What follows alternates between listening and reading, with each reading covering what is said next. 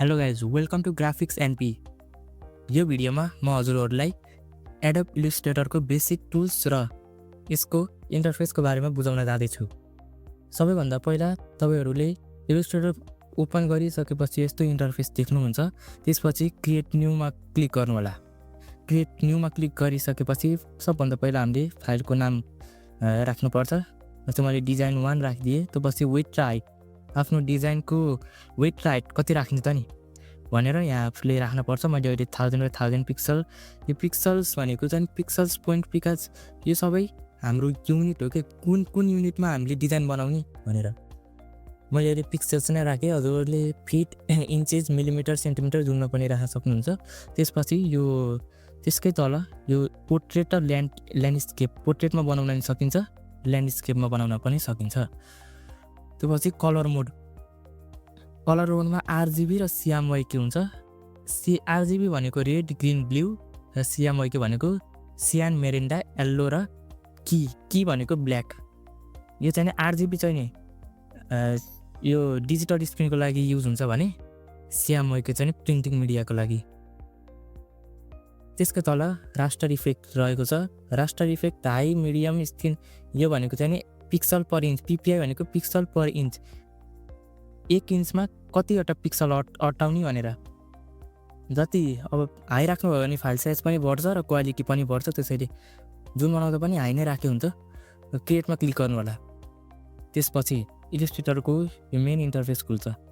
सबभन्दा पहिला यो व्हाइट कलरको यो बोर्ड, यसलाई चाहिँ हामीले आर्टबोर्ड भन्छौँ। इलिस्ट्रेटरमा आर्टबोर्ड भन्छौँ भने फोटोसपमा क्यानभास भनिन्छ है, इलिस्ट्रेटरमा आर्टबोर्ड भनिन्छ। त्यसपछि माथिको फाइल, एडिट, अब्जेक्ट, यो सबै भएको चाहिँ नि यो मेनु बार हो। अनि यो टुलहरू भएको टुल बार, अनि यो साइडको चाहिँ नि प्रपर्टिज प्यानल।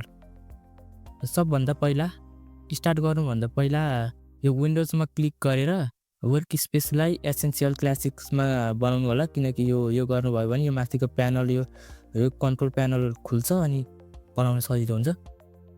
त्यसपछि यो टुलमा हेर्नुभयो भने सबभन्दा पहिला सबैभन्दा धेरै युज हुने सेलेक्सन टुल, यसको सर्टकट कीहरू एकछिन यहाँ होल्ड गरेर राख्नुभयो भने सबैको सर्टकट कीहरू देखिन्छ। सबभन्दा धेरै सेलेक्सन टुलको युज हुन्छ। यो कसरी युज हुन्छ भन्दाखेरि जस्तै मैले एउटा रेक्ट्याङ्गल बनाइदिएँ। यो रेक्ट्याङ्गललाई सिलेक्ट गरेर यताउता लानु छ भने सेलेक्सन टुल युज हुन्छ। सिलेक्ट गरेर यताउता लान सक्नुहुन्छ कि सेलेक्सन टुलले।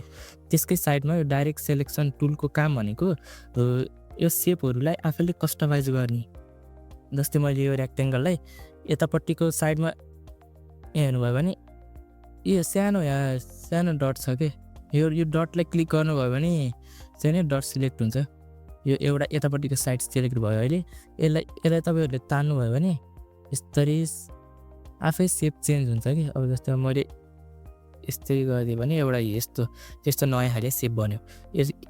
यसरी चाहिँ तपाईँहरूले सेप आफैले बनाएर डिजाइनमा हाल्न सक्नुहुन्छ।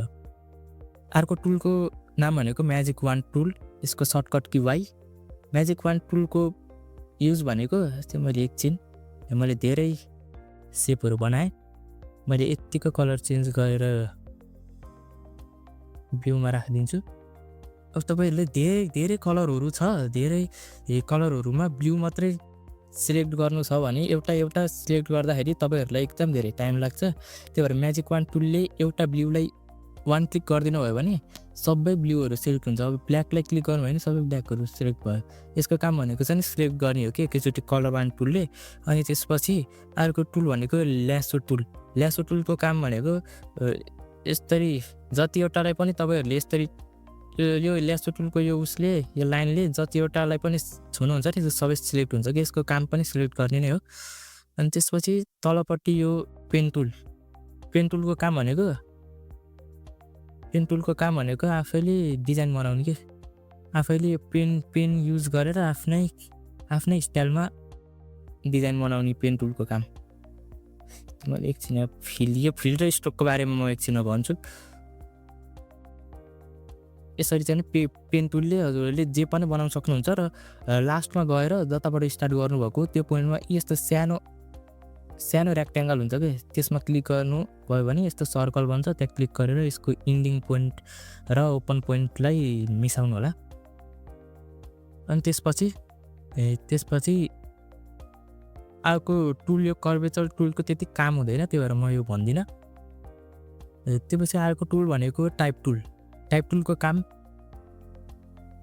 यो टाइप गर्नलाई, जे कुरा पनि लेख्नलाई टाइप टुलको युज गरिन्छ। वान क्लिक गर्नुभयो भने चाहिँ यस्तो सानो बन्छ, अनि यसरी तन्गाउनु भयो भने क्लिक गरेर लेफ्ट क्लिक गरेर तल तान्नु भयो भने चाहिँ यसरी प्याराग्राफ हुन्छ। अनि यसलाई हामीले जे पनि लेख्न सक्छौँ। जस्तै मैले एकछिन नेपाल लेख्दिएँ, नेपाल लेखिदिएँ, अनि नेपाल लेखेर मैले यसको साइज 100 पिटी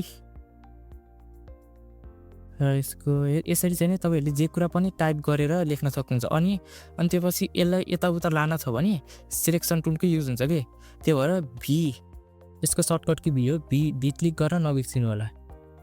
अनि त्यसपछि अर्को टुल भनेको लाइन सेगमेन्ट टुलको काम भनेको लाइन तान्ने नै हो।